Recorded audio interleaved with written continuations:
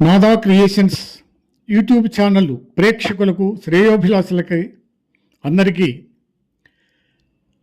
BSNL retired Sangareddy unit తరఫున గూండ్ల నారాయణ అభ్యర్థన.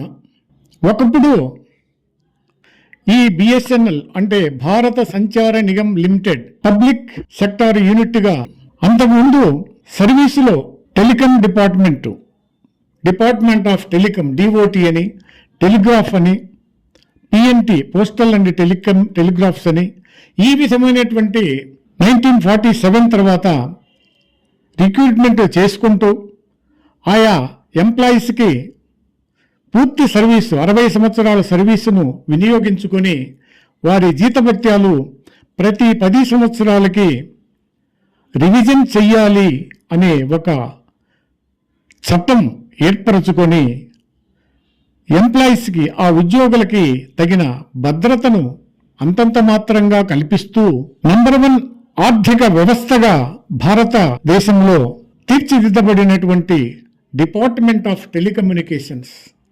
ఇది మీ అందరికీ తెలుసు. నేటి తరము అంటే 2020 అక్టోబర్ తర్వాత, అంటే ఈ 24 సంవత్సరాలు లేదా 30 సంవత్సరాల వయస్సు ఉండే వాళ్లకు అంతగా తెలియకపోవచ్చు, కానీ అంతకుముందు ఉన్నటువంటి సీనియర్ సిటిజన్స్ అయితేనేమి, మధ్య వయస్కులైతేనేమి వారందరికీ తెలుసు. దేశవ్యాప్తంగా పల్లెటూర్లలో కూడా ఈ యొక్క డిపార్ట్మెంట్ ఆఫ్ టెలికమ్యూనికేషన్స్ సర్వీసెస్ చాలా చౌకగా అందించుతూ ఎటువంటి ఒడిదుడుకులు, ధరలను విపరీతంగా పెంచేటువంటి ధోరణి లేకుండా నడుస్తూ ఉన్నటువంటి ఈ భారత డిపార్ట్మెంట్ ఆఫ్ టెలికమ్యూనికేషన్స్ని కుట్ర కుతంత్రాలతోని ఈ వ్యవస్థను పాడు చేయడం కోసం ప్రైవేటీకరణకు దారి చూపిస్తూ ముందుగా భారత సంచార నిగమ్ లిమిటెడ్ బిఎస్ఎన్ఎల్గా మార్చి వారికి 2020వ సంవత్సరం జనవరిలో విఆర్ఎస్ రూపంలో, అంటే నష్టంలో జరుగుతుంది అని విఆర్ఎస్ ఇచ్చి ఇంటికి పంపడం జరిగింది. అఫ్కోర్స్ వారికి ఎక్స్గ్రేషియాతో ఇవ్వడం జరిగింది. ఆ ప్యాకేజీ పర్వాలేదు, బాగానే ఉంది. కానీ 50 సంవత్సరాలు దాటిన వారందరికీ కూడా విఆర్ఎస్కు ఫోర్స్గా పంపించడము ఎంతవరకు సమంజసమో మీరే ఆలోచించండి. ఈ వ్యవస్థను కూలత్రోయడానికి ప్రైవేట్ సంస్థలు ఏవైతే ఉన్నాయో, జియో అయితేనేమి, రిలయన్స్ అయితేనేమి, ఐడియా, ఎయిర్టెల్, ఇటువంటి అనేక ప్రైవేట్ రంగాలని బిఎస్ఎన్ఎల్కి పోటీగా తీసుకొచ్చి మొదట్లో ఆయా సంస్థలు, ప్రైవేట్ సంస్థలు ఉచితంగా సంవత్సరం అని సేవలు అందిస్తూ కేవలం మొబైల్ టెలిఫోన్స్కు, ల్యాండ్ టెలిఫోన్స్కు గుర్తింపు లేకుండా చేయడానికి సుగమం చేసింది ఈ భారత గవర్నమెంట్. ఈ ప్రభుత్వము ఒక పార్టీ అని కాదు, అందరూ కట్టగట్టుకుని చేసినటువంటి ఈ కుట్ర భాగంలోనే బిఎస్ఎన్ఎల్కు ఎటువంటి సౌలభ్యాల్ని ఎక్స్టెండ్ చేయకుండా దేశవ్యాప్తంగా వేలల్లో ఉండేటువంటి టవర్స్ కూడా ఉన్న వాటికి పవర్, అంటే సిగ్నల్స్ని సరైన స్థితిలో అందకుండా ప్రైవేటు వాళ్లకు ఇస్తూ, ప్రైవేటు నెట్వర్క్ బాగా పనిచేసేలాగా వాళ్లకు అనుమతులు ఇస్తూ ఈ బిఎస్ఎన్ఎల్ని పడగొట్టినటువంటి ఘనత మన నాయకులది అని చెప్పాలి. అది నేను ప్రత్యేకించి చెప్పాల్సిన అవసరం లేదు. మరి మిత్రులారా, ఈరోజు ఈ యొక్క విఆర్ఎస్ రూపమైతేనేమి, అంతకుముందు 1947 నుంచి రిక్రూట్ అయినటువంటి ఆ డిపార్ట్మెంట్ ఆఫ్ టెలికమ్యూనికేషన్లో పనిచేసినటువంటి వారు 60 సంవత్సరాలు నిండిన వాళ్ళు 2020కి ముందే రిటైర్ అయిపోయారు. ఆ తర్వాత రిటైర్ అయిపోయి బిఎస్ఎన్ఎల్లో కన్వర్ట్ అయిన వాళ్లకు కార్పొరేషన్ బిఎస్ఎన్ఎల్ అని పేరు పెడుతూ, మరి అగ్రిమెంట్లలోనేమో మీరు గవర్నమెంట్ ఎంప్లాయీస్ కాబట్టి మీకు సెంట్రల్ గవర్నమెంట్లో ఏవైతే ఉన్నాయో అవే సదుపాయాలు, పెన్షన్ అవన్నీ మీకు ఎక్స్టెండ్ చేస్తాము అని రాతపూర్వకంగా ఇచ్చినటువంటి భారత ప్రభుత్వము, మరి అదేవిధంగా కేంద్ర ప్రభుత్వ ఉద్యోగులందరికీ కూడా ప్రతి 10 సంవత్సరములకు ఒకసారి వేజ్ రివిజన్, పెన్షన్ రివిజన్ అనే చట్టం ఉంది. అయితే దాన్ని ఈ బిఎస్ఎన్ఎల్ వ్యవస్థ నష్టాల్లో ఉంది. ప్రైవేట్ కార్పొరేషన్లకు ఇటువంటి ఈ యొక్క పే రివిజన్ కానీ పెన్షన్ రివిజన్ కానీ అమలు చేయడము వీలు పడదు అని మన మహనీయులు మాన్యులు చెప్తూ కాలయాపన చేస్తూ, మరి ఈ బిఎస్ఎన్ఎల్లో డిఓటి నుంచి బిఎస్ఎన్ఎల్కు వచ్చినటువంటి ఈ పెన్షనర్స్కి అయితేనేమి, వర్కింగ్లో ఉన్నటువంటి ఎంప్లాయీస్కి అయితేనేమి 2007లో pay revision and pension revision జరిగింది.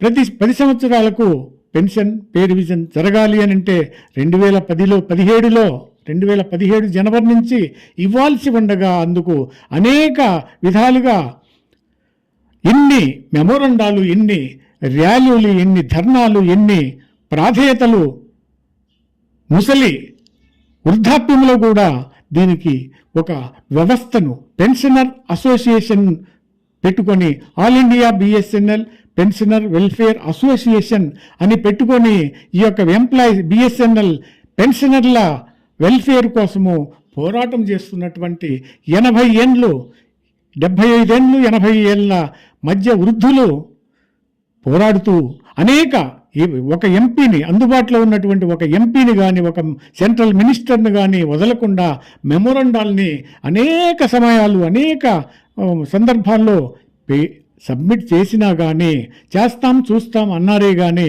ఇవ్వకపోగా చివరికి క్యాట్ బెంచ్కి వెళ్ళడము ఢిల్లీలో, ఆ క్యాట్ జడ్జిమెంటు ఇది అసమంజసము, ఇమీడియట్గా ఈ బిఎస్ఎన్ఎల్లో రిటైర్ అయినటువంటి డిఓటి నుంచి రిక్రూట్ అయ్యి బిఎస్ఎన్ఎల్గా కన్వర్ట్ అయ్యి రిటైర్ అయినటువంటి పెన్షనర్లకి తక్షణమే పెన్షన్ రిలీజ్ చేయాలి అని Delhi CAT principal bench Delhi CAT judgment ఇచ్చింది. దాన్ని 7 వారాలలో దీన్ని అమలు చేయాలి అని సెంట్రల్ గవర్నమెంట్ని గుర్తు చేసింది. అయితే ఈ 7 నెలల లోపు, క్షమించాలి 7 వారాల లోపు, ఈ 7 వారాల లోపు ఇవ్వకపోగా 7 నెలల తర్వాత ఈ మధ్యకాలంలో మేము ఏదో కోర్టులో గెలిచాము కాదు మినిస్టర్ గారు అంటూ మా నాయకులు కేంద్రంలో అనేక విధాలుగా మేము గెలిచామని మేము గర్వపడట్లేదు, మాకు న్యాయం చేయమని అడుగుతున్నాము, మీరు తొందరగా చర్య తీసుకోవాలని మేము క్యాట్కి వెళ్ళాము. ఆ క్యాట్ జడ్జిమెంట్ని మీరు దయచేసి అమలు చేసి ముసలి వయసుల్లో ఉన్నటువంటి అనేక రోగాలతోని హాస్పిటలైజ్ అయ్యి అనేక ఇబ్బందులు పడుతున్నటువంటి మమ్మల్ని రక్షించమని, మాకు రావలసినటువంటి న్యాయమైనటువంటి పెన్షన్ రివిజన్ కోర్టు ఆర్డర్ ప్రకారం అయితేనేమి, మా అనేక అభ్యర్థనల ప్రకారం అయితేనేమి ఇవ్వండి, చట్టంలో ఉంది దాన్ని చూసి ఇవ్వండి, పలానా చట్టం ప్రకారం 37A ప్రకారంగా మాకు ఇది వర్తిస్తుంది ఎన్ని విధాలుగా చెప్పినా కానీ అది చేద్దాం ఇది చేద్దాం, ఏకరింగే అంటే ఎంప్లాయీస్కు పే రివిజన్ చేద్దాం, పెన్షనర్లకు పెన్షన్ రివిజన్ చేద్దాము అనుకుంటూ చెప్పినటువంటి సంబంధమైనటువంటి మినిస్టరు కూడా దీనికి చెప్పి వెంటనే ఢిల్లీ పోయి ఢిల్లీ కోర్టులో హైకోర్టులో అప్పీల్ చేశారు. ఏది జడ్జిమెంట్ క్యాట్ జడ్జిమెంట్కు ఎగనెస్ట్గా ఇది కుదరదు, ఇది కాదు పోదు అని దాన్ని తోసిపుచ్చింది మళ్ళీ ఆ కోర్టు. దాన్ని అవేర్నెస్లో పెడుతూ ఉన్నారు. అది ఎంతవరకు వస్తుంది అంటే ఈ 2017 నుంచి ఇప్పటి వరకు 2023 జనవరి వరకు అనేక ధర్నాలు, ర్యాలీలు, అభ్యర్థనలు, ఈ వృద్ధాప్యంలో మా యొక్క ఆలాపనలు, బాధల్ని చెప్పుకున్నాము. అనేక సమావేశాలు ఢిల్లీలో, కలకత్తాలో, విశాఖపట్నంలో, అలాగే బెంగళూరులో, చెన్నైలో, తర్వాత అనేక చోట్ల ఈ విధమైనటువంటి సమావేశాలు ఆల్ ఇండియా లెవెల్లో పెట్టుకొని చేస్తూ ఉన్నటువంటి ఈ మా యొక్క అభ్యర్థనని మన్నించకుండా కాలయాపన చేస్తూ మరి అనేక మీరు చూస్తున్నారు కదా, మేము చేసినటువంటి సమావేశాలు, ర్యాలీలు, ధర్నాలు వీటన్నిటికీ కూడా చూస్తూ గోడకు చెప్పిన విధంగా కేంద్ర ప్రభుత్వం మమ్మల్ని నిర్వీర్యం చేస్తూ కాలయాపన చేస్తూ ఈ కాలంలో ఎందరో పెన్షనర్లు శివైక్యమయ్యారు. మరి ఇటువంటి దుశ్చర్యలు తగునా అని మా అభ్యర్థనతో నిన్న మొన్న కూడా ఈ నెల 24 ఆగస్టు 2024 కూడా సంగారెడ్డి జిల్లా తరఫున బీరంగూడ మల్లికార్జున నగర్ ఫంక్షన్ హాల్లో మా యొక్క all India BSNL pensioner welfare association జిల్లా యూనిట్ సమావేశాల్ని ఏర్పరిచాము. దానికి మరి కేంద్ర నాయకులు సుధాకర్ రావు గారు, మరి రాష్ట్ర నాయకులు లక్ష్మీప్రసాద్ గారు, అద్దంకి సత్యనారాయణ గారు, అలాగే హైదరాబాదు నగర నాయకులు మైవలవరపు మధు గారు, శ్రీకంఠ నరసింహారావు గారు, ఈ విధమైనటువంటి నాయకులంతా ఇచ్చేసి ఈ యొక్క సమావేశాన్ని అద్భుతంగా ఎక్స్ప్లెయిన్ చేశారు. మారుమూలలో ఉండేటువంటి ఎంతో కష్టాలకు నష్టాలకు, ఎందుకంటే 2007లో రివిజన్ అయినటువంటి పెన్షన్ని ఇప్పటికీ రివిజన్ చేయకుండా అదే బేసిక్ మీద నడిపిస్తున్నటువంటి కేంద్ర ప్రభుత్వాన్ని ఎండగట్టాము. ఈ చర్యలు ఫోటో రూపంలో, ఈ మా వాయిస్ రూపంలో కూడా వింటూ ఉన్నారు కదా. ఇది సమంజసమా?